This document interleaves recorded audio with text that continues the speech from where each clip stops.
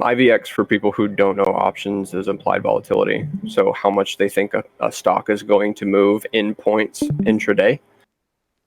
For July 1st, which is 3 days, 1 day away, they're only predicting a $2 move up or down, which we had a $5 move in SPY today. SPY went nuts today. It was crazy. You can open up your options chains and you have your bid ask on both sides. And you can also go through here and you can put any option strategy that you want. So if you want to do a short iron condor, you just hit go. We'll put it in for you, and then you can go to the curve. Actually see where your money's at. So showing you on paper, like an actual graph showing you this is where your money is, this is where you're out of the money, and how much you'd be losing.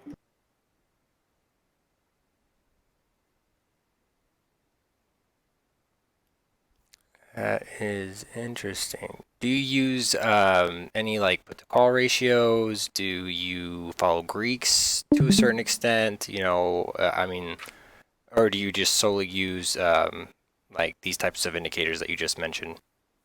When I'm playing options, I play theta to complete theta strategies. So running on people buying like retarded calls and retarded puts. At retarded prices. No, I understand. That's interesting. Do you ever use Theo pricing or any type of option pricing models? I don't know if Tastyworks provides those at all. It's going to be in the config.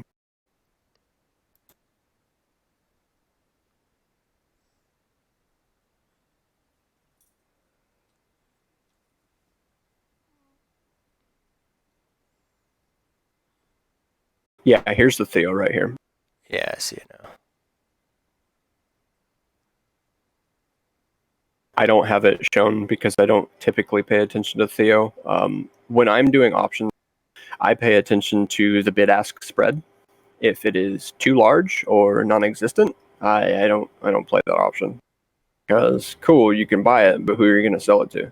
Yeah. Or cool, you can sell it, but who's going to buy it from you? And what would you consider too large? That's going to be relative to a ticker, but let's say a one with a lot of volume. Let's talk about like GE or Ford.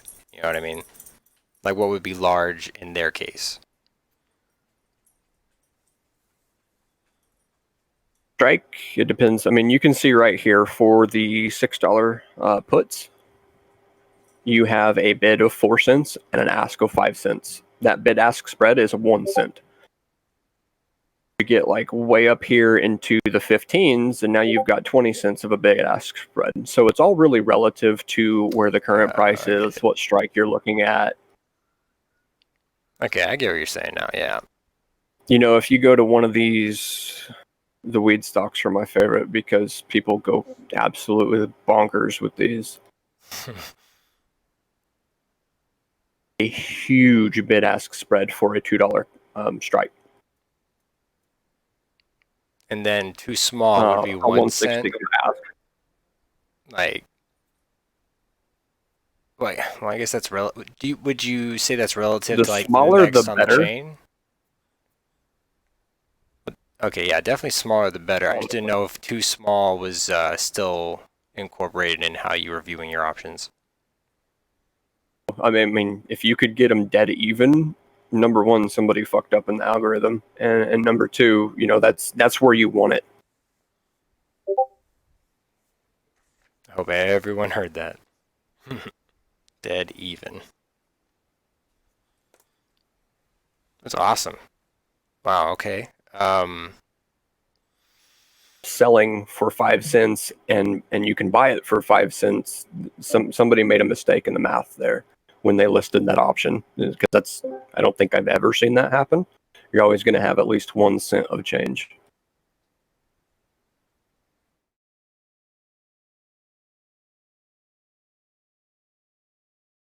All right. I mean, I'm gonna have to take a look at Tastyworks.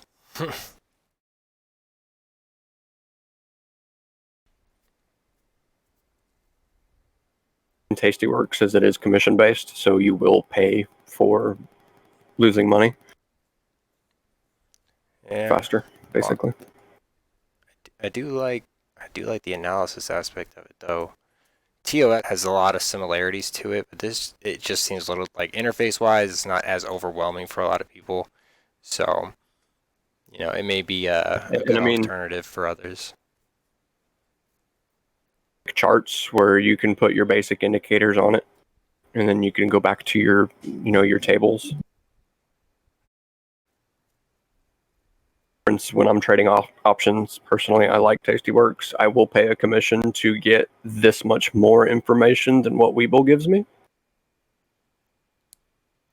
Oh, no doubt, it's definitely worth it.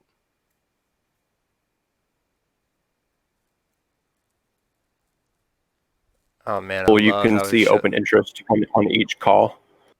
I love how it shows the in the money to the 6.5 to 7 strike, and then it shows how it's like even if you get the 7, it's still more in the money than the 6.5 is at that time, and like how much more it is, like on like a ruler type spectrum. That's really cool.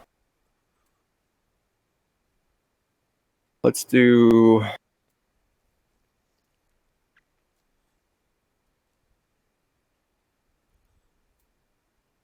So this is the straddle, and you can actually see if we zoom in here where the in the money is. So you can see exactly what point, and you can mouse over, and you can see your exact profit on whatever you get.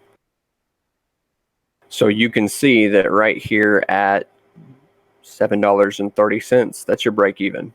Your profit slash loss at expiration is 0. Same thing here on the downside.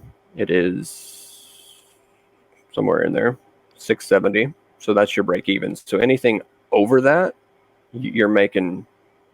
You can tell what your profit and loss is going to be there. And like play wise, do you usually go for like covered calls, covered puts, straddles, strangles? I mean, do you have a specific type of play you like playing, and is there a reason why? I do the wheel, and basically the wheel is a cash covered put until you get assigned, and then cash covered calls on the same stock until you get Assigned or until exercised? your shares get called away. Restart. So every week, I will only do it on a low volatility weekly stock.